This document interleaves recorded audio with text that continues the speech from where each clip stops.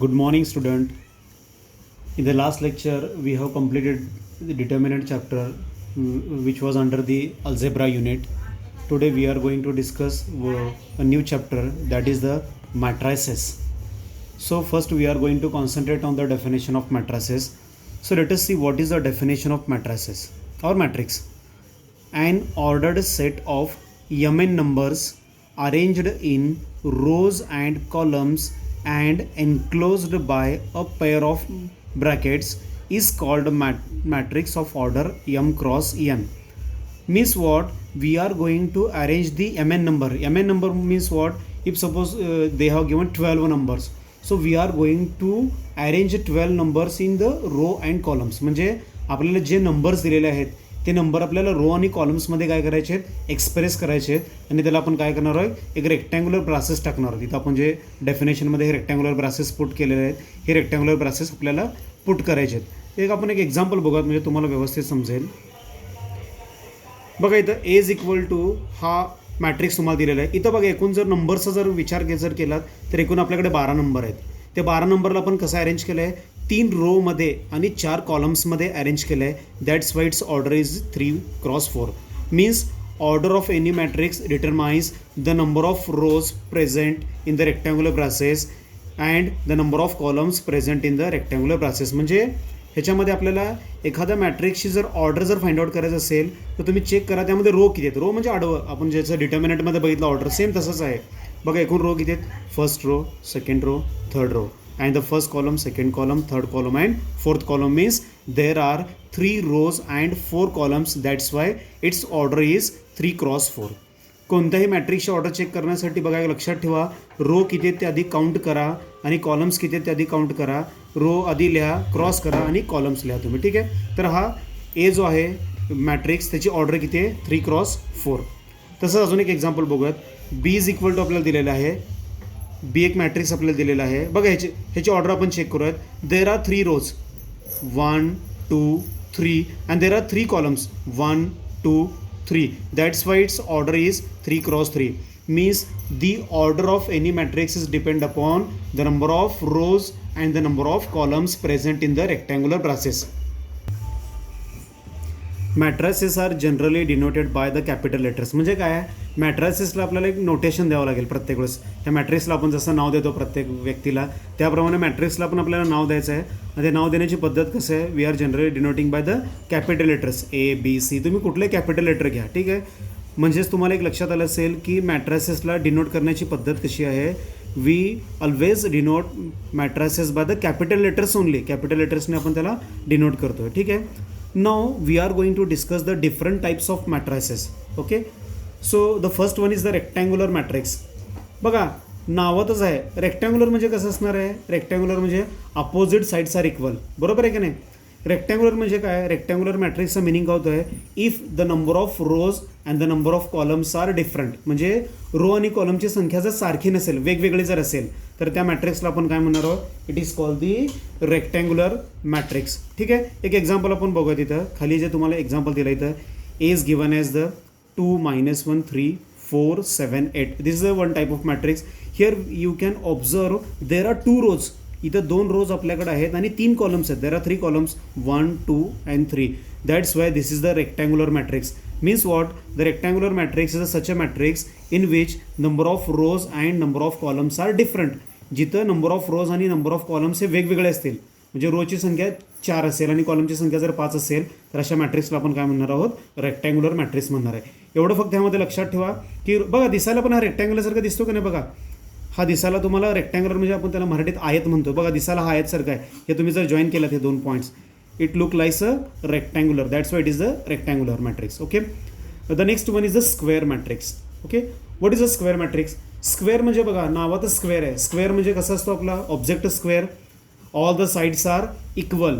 बघा हा बी जो मॅट्रिक्स आहे, नीट जर तुम्ही ऑब्झर्व केलात तर बीमध्ये बघा the number of rows and the number of columns are same.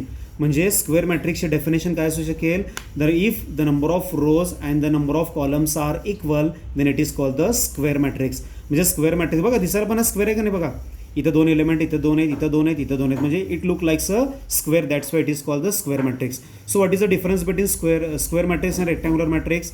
A matrix in which if the number of rows and the number of columns are same, then it is the square matrix. A matrix in which the number of rows and the number of columns are different, then it is the rectangular matrix. Let us move the third type of the matrix, that is a row matrix. The name itself indicates the row matrix, means there is only one row in the matrix and there are n number of columns. म्हणजे इथं फक्त एकच row असणार आहे, कॉलमची संख्या किती असू शकेल. बघा इथे एक आपण एक्झाम्पल घेतलं आहे, matrix S is equal to 1 2 3. This matrix contains only one row. इथं बघा जर नीट ऑब्झर्व केला तर एकच रो आहे, कॉलम्स बघितले, हा एक कॉलम आहे, हा एक कॉलम आहे आणि हा एक column. Means S contains only one row and 3 columns. That's why it is the row matrix. म्हणजे रो मॅट्रिक्समध्ये एकच रो असणार आहे, कॉलम्स किती सुद्धा असू शकतात ह्यामध्ये. ठीक आहे. The fourth definition is the column matrix. It is very similar to the row matrix. A matrix which contains only one column is called the column matrix. Here we can observe in this example, this matrix is given as 2 1 3. It has only one column. बघा इथे एकच column आहेत, row किती आहेत बघा, 1 2 3. There are 3 rows and only one column. That's why it is the column matrix. So what is the difference between row matrix and column matrix? Row matrix contains only one row. Column matrix contains only one column. Row matrix contains n number of columns. म्हणजे ह्या row मॅट्रिक्समध्ये row एकच असणार आहे, पण columns कितीही असू शकतात. तसं कॉलम मॅट्रिक्समध्ये कॉलम एकच असणार आहे, रो कितीसुद्धा ह्यामध्ये असू शकतात. Okay. The next definition is the null matrix. It is also called the zero matrix.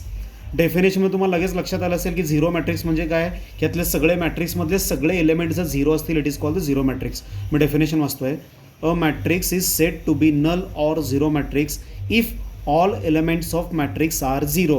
म्हणजेच काय बघा, एखाद्या मॅट्रिक्सचे सगळे एलिमेंट्स, त्यामध्ये जेवढे एंट्रीज आहेत ते सगळे एंट्रीज जर झिरो असतील किंवा सगळे त्यामधले एलिमेंट जर झिरो असतील, it is called the zero matrix or the null matrix. आपल्याकडे 2 एक्झाम्पल घेतलं मी, ए आणि बी. बघा ए हा 2x2 ऑर्डरचा आहे. 2x2 कशासाठी, ह्यामध्ये 2 रो आणि 2 कॉलम्स आहेत, म्हणजे हा 2x2 ऑर्डरचा झिरो मॅट्रिक्स आहे. हा बी जर बघितला, it is the zero matrix of the order 3x3 zero or null matrix. म्हणजे नल मॅट्रिक्सचे डेफिनेशन काय आहे, एखाद्या मॅट्रिक्समधले सर्व एलिमेंट जर झिरो असतील, so it is called the zero matrix. So let us move next type of the matrix, that is a diagonal matrix. बघा डायगोनल मॅट्रिक्सचे डेफिनेशन काय, अ स्क्वेअर मॅट्रिक्स. बघा स्क्वेअर आला म्हणजे आपल्याला नंबर ऑफ रोज आणि नंबर ऑफ कॉलम्स हे same पाहिजेत, कारण इथं डेफिनेशनची सुरुवात कशी झालेली आहे, a square matrix is said to be a diagonal matrix. म्हणजे आपण स्क्वेअर मॅट्रिक्सला डायगोनल मॅट्रिक्स कधी म्हणणार आहे, if all the non diagonal or off diagonal elements are zero. Diagonal म्हणजे काय बघा, आपण एखादा ऑब्जेक्ट किंवा स्क्वेअर जर ड्रॉ केलात तर डायगोनल म्हणजे काय, these are called the diagonal elements. इथं जर बघितलं, these are the diagonal elements. म्हणजे डायगोनल मॅट्रिक्समध्ये फक्त डायगोनल एलिमेंट प्रेझेंट असणार आहेत. ऑफ डायगोनल जे एलिमेंट आहेत किंवा नॉन डायगोनल जे एलिमेंट आहेत ते सगळे झिरो असणार आहेत. इथं बघा हा एक एक्झाम्पल तुम्ही 3x3चं बघितलं आहे. इथं फक्त डायगोनल एलिमेंट्स प्रेझेंट आहेत. ऑफ डायगोनल जे एलिमेंट आहेत किंवा नॉन डायगोनल एलिमेंट जे आहेत ना, हे सगळे झिरोज. बघा इथं झिरो, इथं झिरो, इथं झिरो, इथं झिरो, झिरो, हे सगळे झिरो आहेत. फक्त डायगोनललाच एलिमेंट प्रेझेंट आहेत. कधी कधी असं होईल, ह्या डायगोनलमध्ये पण एखाद दुसरा एलिमेंट झिरो होऊ शकतो, काहीच प्रॉब्लेम नाही. आपल्या डेफिनेशनमध्ये काय सांगितलं आहे की त्यांना ऑफ डायगोनल म्हणजे डायगोनल सोडून जे पण एलिमेंट हवे आहेत ते सगळे झिरो पाहिजेत, ही डेफिनेशन आहे. त्यामुळे कधी असं होऊ शकतं की समजा ह्याच एक्झाम्पलमध्ये करेक्शन करतो मी, हा -1 आहे, हे 7 आणि 8ला मी झिरो करतो, हा झिरो झाला, हा झिरो झाला, तरीसुद्धा हा डायगोनल मॅट्रिक्स आहे. त्याला रिझन काय आहे की आपल्याकडे अजूनसुद्धा हे जे ऑफ डायगोनल एलिमेंट आहेत, ऑफ डायगोनल एलिमेंट हे झिरो आहेत. त्यामुळे this is called the diagonal matrix. म्हणजेच काय, डायगोनल मॅट्रिक्समध्ये डायगोनल एलिमेंट डायगोनल एलिमेंट सोडून बाकी जे एलिमेंट राहतात त्याला ऑफ डायगोनल किंवा नॉन डायगोनल एलिमेंट्स म्हणतोय, ते सगळे झिरो पाहिजेत. आणि इथं स्क्वेअर मॅट्रिक्सच पाहिजे, रेक्टँग्युलर मॅट्रिक्स इथं चालत नाही, हे लक्षात ठेवा. ओके, स्क्वेअर मॅट्रिक्स डेफिनेशनची सुरुवातच आहे, a square matrix is called a diagonal असं सांगितलेलं आहे. ठीक आहे. नेक्स्ट डेफिनेशन आपण बघूयात, स्केलार मॅट्रिक्स.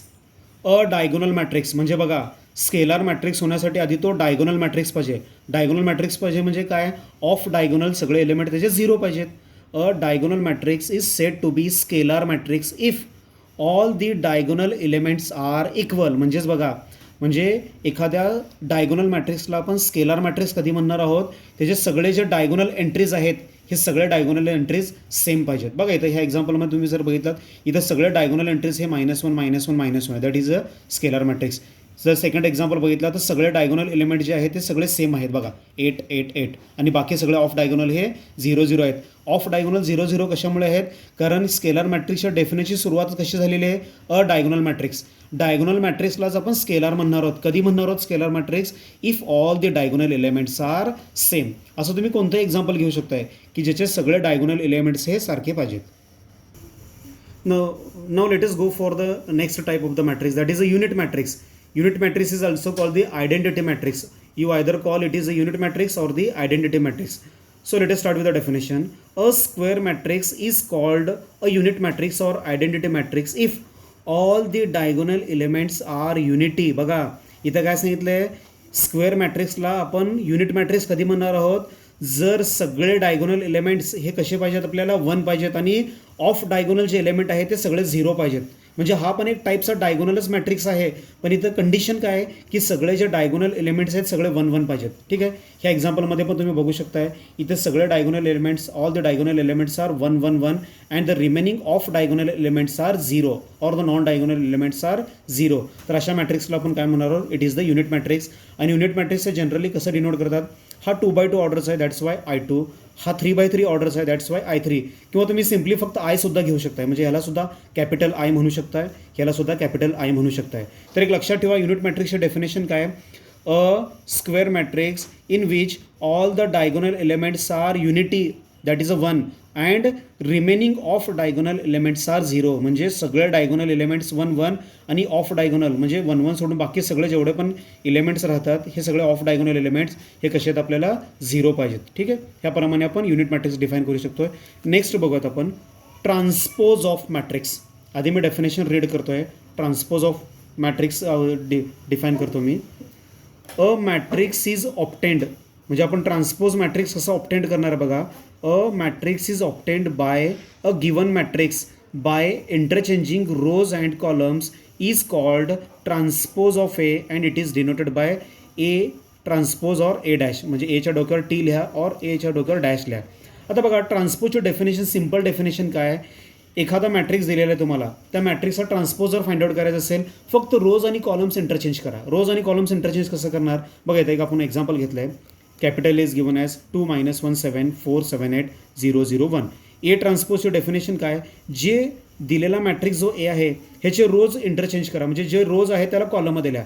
2 - 1 7 हे रोमध्ये लिहिलं त्याला कॉलममध्ये लिहा 2 - 1 7.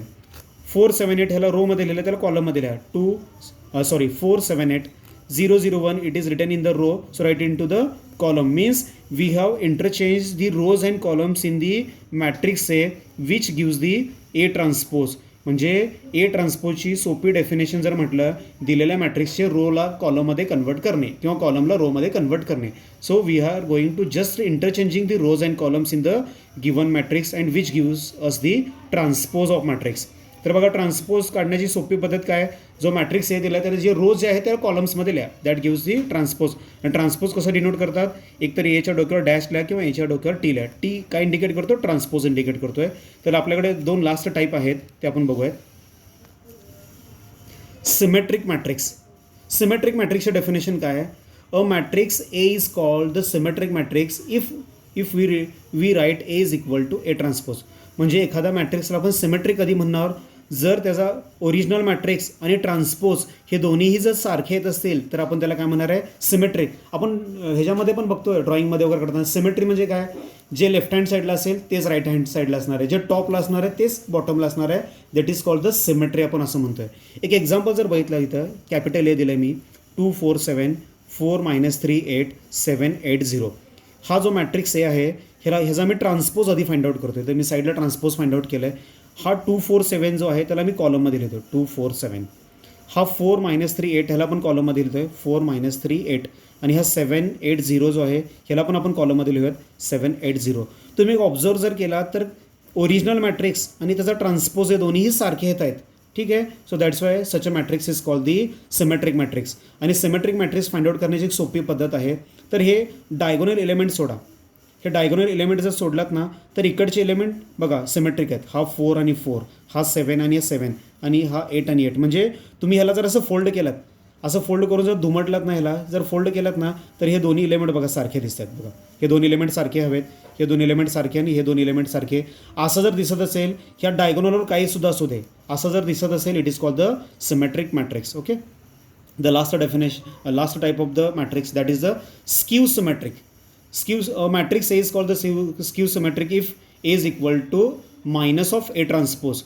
म्हणजे एखाद्या मॅट्रिक्सला आपण स्क्यू सिमेट्री कधी म्हणणार आहोत, त्याचा ट्रान्सपोज घ्या, त्याला मायनसने मल्टिप्लाय केल्यानंतर परत ओरिजिनल मॅट्रिक्स असायला पाहिजे. एक एक्झाम्पल तुमच्याकडे आहे बघा, 0 -1 2 1 0 -3 -2 3 0. मी याचा ए ट्रान्सपोज आधी फाइंड आउट करतो आहे. ए ट्रान्सपोज म्हणजे काय, जे रोज आहेत त्याला कॉलम लिहत 0 -1 2 ह्याला कॉलममध्ये लिहत 0 -1 2 1 0 -3 1 0 -3 -2 3 0 ह्याला रोल आपण कॉलममध्ये लिहूयात -2 3 0.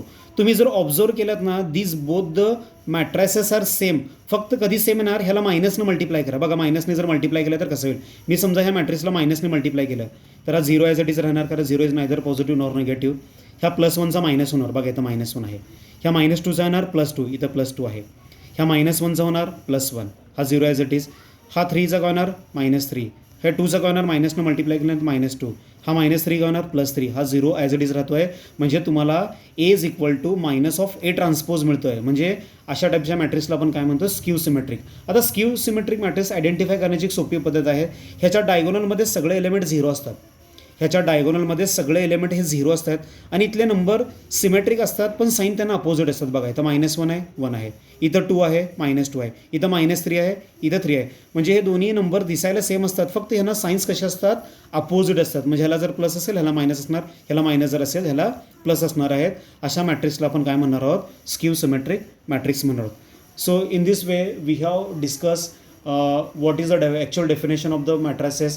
Matrix is nothing but just the arrangement of rows and columns. बघा मॅट्रिक्सची सोपे डेफिनेशन म्हणजे काय, जिथं पण रो आणि कॉलम्सचं अरेंजमेंट असेल that is called the matrices. आपण बऱ्याच ठिकाणी बघतोय, लायब्ररीत जर बुक्स बघितला तर ह्याच्यामध्ये तुम्हाला मॅट्रिक्स सापडेल, किंवा घरचे जे टाईल्स आहेत, आपण जे घरी फरशी बसवतो फ्लोरिंगला, ते पण तुम्ही रो आणि कॉलम्समध्ये अरेंज करून लावलेले असतात.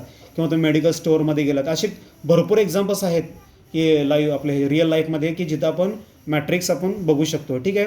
So in this session we have discuss what is the actual definition of the matrix, and also we have defined the several types of the matrices. I hope तुम्हाला हे सगळं मॅट्रायसेस आणि मॅट्रायसेसचे type व्यवस्थित समजले असतील. तर पुढच्या लेक्चरला आपण अल्जेब्रा ऑफ मॅट्रायसेस आपण बघणार आहोत. Okay, thank you very much.